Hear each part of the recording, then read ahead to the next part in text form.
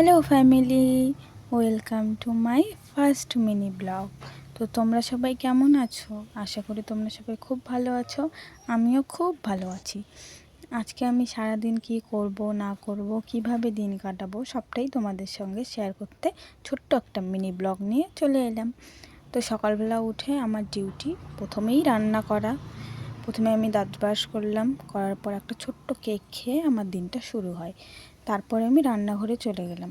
রান্নাঘরে যাওয়া মাত্রই কি সুন্দর আকাশে বৃষ্টি। সকাল সকাল বৃষ্টি হলে কিন্তু মনটা খুব ভালো লাগে, বলো।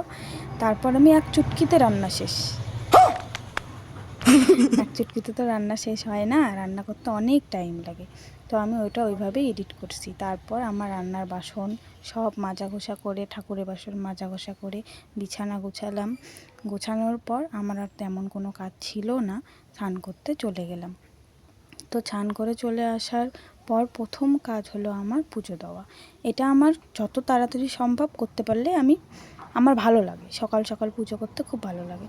তারপর পুজো করার পর খুব খিদে পেয়েছে, তারপর খেতে চলে গেলাম। খাওয়ার পর তেমন কোনো কাজ নেই, আমি ঘুমিয়ে পড়ি। টাটা সবাইকে।